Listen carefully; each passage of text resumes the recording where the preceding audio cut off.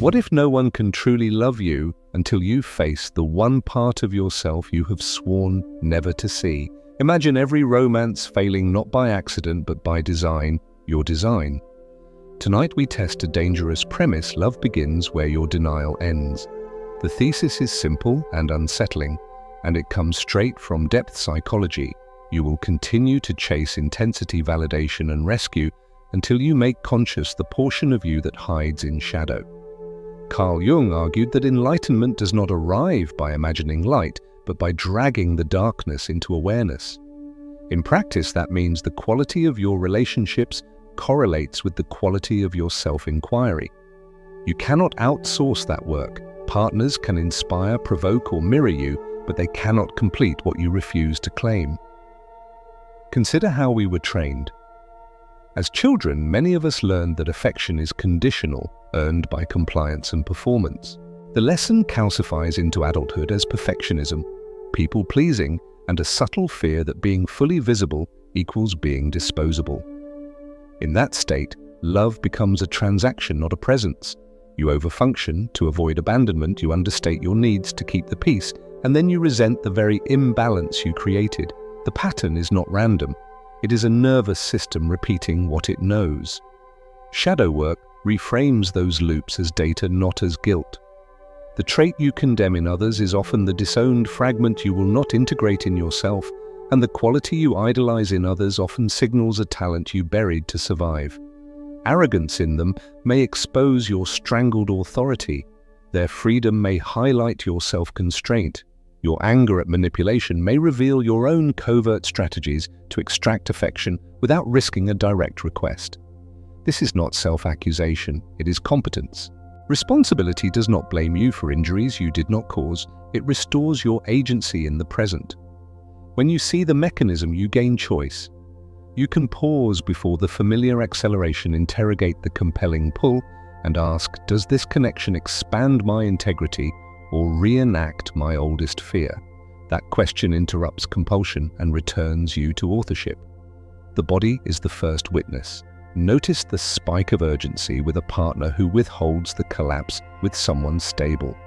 The heat of jealousy when a friend embodies a quality you exiled. These signals are not moral verdicts, they are coordinates. Treat them as a field manual. Breathe, label the sensation, and get curious. Which story is being reactivated right now, and what part of me is asking to be brought home? Begin here, make a written inventory of the traits you criticize most, the traits you admire most, and the relational moments that repeatedly hook you. Circle the patterns. That is your shadow map, and it is the doorway to a different kind of love. Every relationship you have ever entered has functioned as a mirror. This is not a poetic metaphor, it is a psychological mechanism known as projection. Jung explained that the unconscious communicates through projection. You see in others what you cannot yet recognize in yourself. That is why a person who abandons you ignites more than current pain. It reactivates the memory of earlier abandonment. That is why someone's arrogance offends you so deeply. It resonates with the power you suppressed in order to stay acceptable. What you admire and what you despise both belong to you. This recognition is disruptive. It requires abandoning the myth that love is simply about finding the right person. Without integration, you will change partners but repeat the pattern. The same script will play on a new stage because the author remains unchanged. In this sense, responsibility is liberation. When you admit the recurring drama is generated by your own unexamined material, you stop waiting for rescue and start cultivating choice. The distinction between immature love and conscious love hinges on this shift. Immature love seeks completion from the outside, hoping someone else will fill the internal void.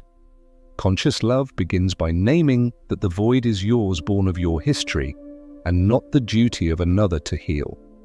That admission feels harsh at first, yet it is also profoundly empowering. You cease being a hostage to another person's consistency. You stop bargaining for scraps of affection. Instead, you generate stability within and then enter relationships from abundance rather than need.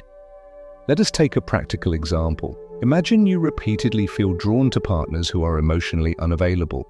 Rationally, you know this pattern is destructive, yet the attraction feels magnetic. Depth psychology would ask, what is this magnet pointing to inside you? Perhaps your nervous system equates distance with safety because early caregivers were unpredictable. Perhaps part of you believes love must be earned, so you pursue it where it is withheld. Recognizing this is not about assigning blame to yourself, it is about decoding the unconscious logic that keeps you circling the same terrain. Integration begins with awareness, but does not end there. The body must be retrained. Emotional triggers are not just mental habits, they are somatic imprints. When you sense panic at the idea of losing someone, pause, breathe, name the fear out loud. By doing so, you signal to your nervous system that this is not the same abandonment as before. Over time, this repetition carves new pathways. What once felt like compulsion gradually becomes optional. The paradox is striking. The more you accept your fear, envy, or rage as legitimate parts of you, the less they dominate your choices. Denied, they drive; integrated, they inform. That is why shadow work is not indulgence, it is discipline. It is the training that equips you to recognize the difference between hunger and genuine love. And without that clarity, intimacy will always feel unstable. To understand why adult intimacy often feels like a battlefield, you must examine the original classroom where you first learned the language of love childhood. In those early years, affection is not abstract, it is survival. A child will bend, contort, and silence itself to secure attention. If approval depended on achievement, you internalized the lesson that worth equals performance. If love was inconsistent, you absorbed the idea that stability cannot be trusted. If vulnerability was mocked, you learned to armor yourself and confuse distance with strength. These early templates become invisible contracts that dictate how you later attach. This is why you may tolerate dynamics that consciously you know are harmful. The body recognizes familiarity as safety, even if familiarity is painful. The nervous system is biased toward what it knows. A chaotic partner may trigger adrenaline that feels like passion, while a stable partner may feel dull because calm was never safe in your history. What you call attraction is often the echo of an unresolved wound. Without conscious revision, you mistake the sound of old pain for the signal of true love. Breaking this cycle is not a purely intellectual exercise. Knowing the theory does not dissolve the pattern. The task is re-education, teaching your body and psyche that love can coexist with calm, that respect can be more nourishing than drama, that you do not have to fracture yourself to remain connected. This requires practice. Each time you resist chasing someone who withdraws, you are building a new association. Each time you speak a boundary without collapsing into guilt, you are rewriting the code. Change is measured not by perfect consistency, but by frequency. Every act of self-respect is a small rebellion against the old script. Here is the paradox many find unbearable. The relationships that wound you most are also the ones that illuminate your shadow most clearly. That is why it can feel as though you are doomed to repeat suffering.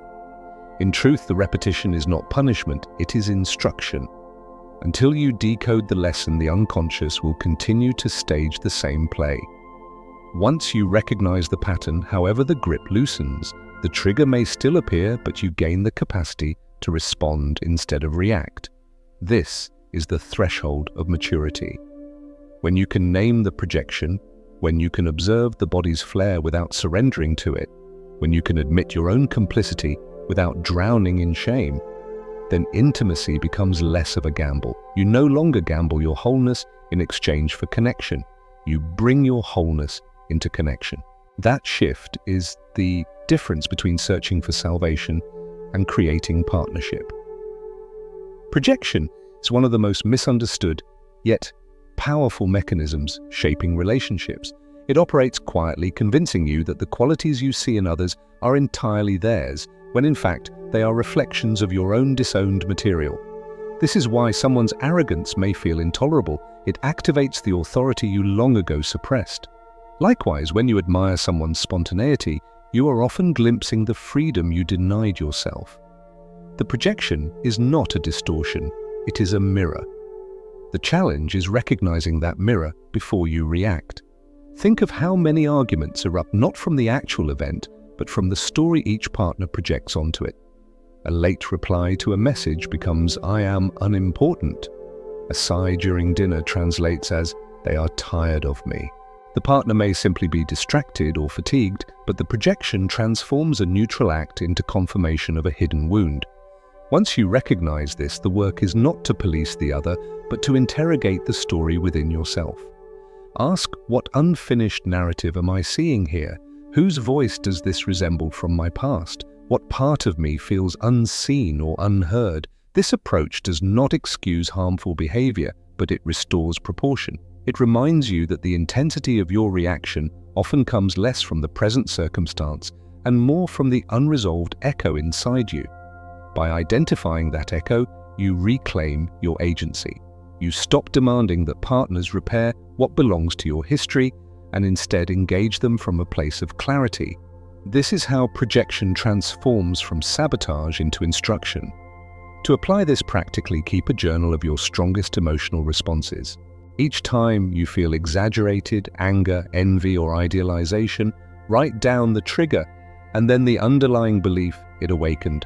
Over time, patterns will emerge. Perhaps every instance of jealousy stems from a belief that you are replaceable. Perhaps every surge of anger reflects the part of you that resents your own silence. These discoveries are uncomfortable, but they are maps. They point directly to the shadowed parts of you that still wait for recognition. The gift of this practice is profound. Once you learn to track projections, intimacy shifts from unconscious reenactment to conscious dialogue.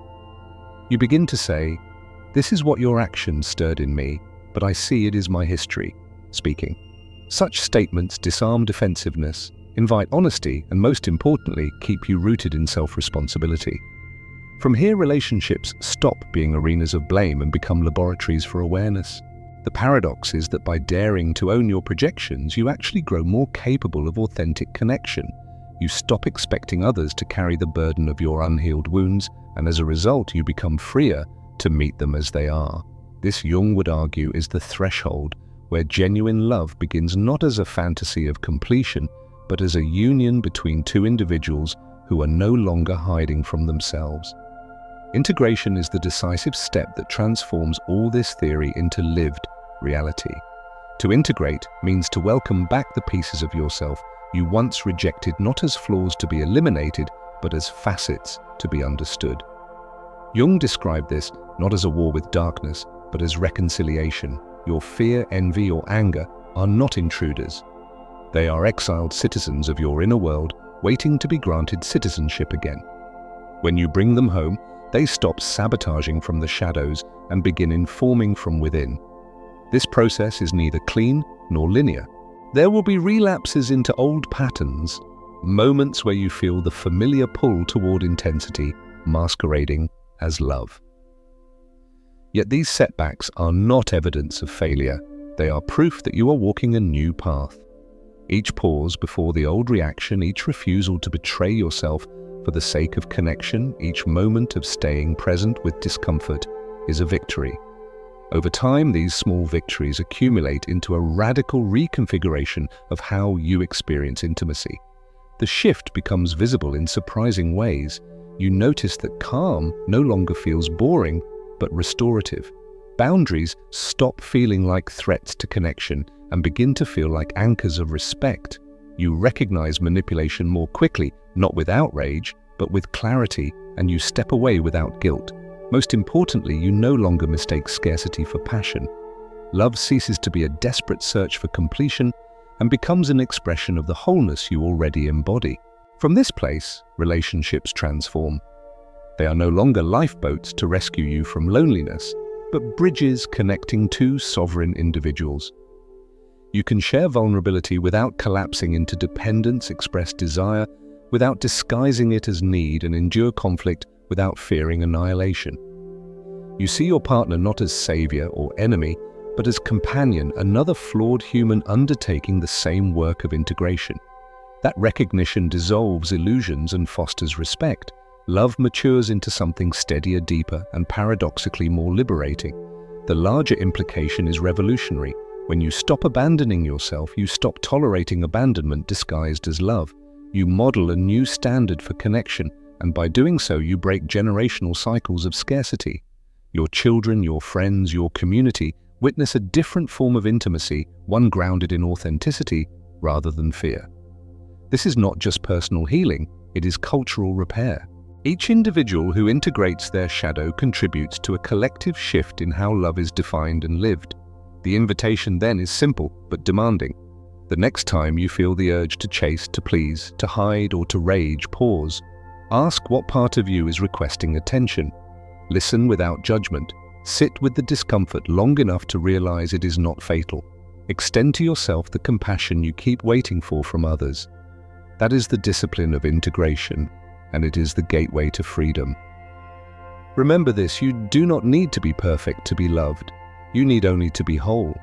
And wholeness is not the absence of shadow, it is the courage to bring the shadow into light. When you do, you will discover that the love you have been seeking outside was already within you, waiting to be claimed. That is where authentic love begins, and it is available now if you are willing to choose it.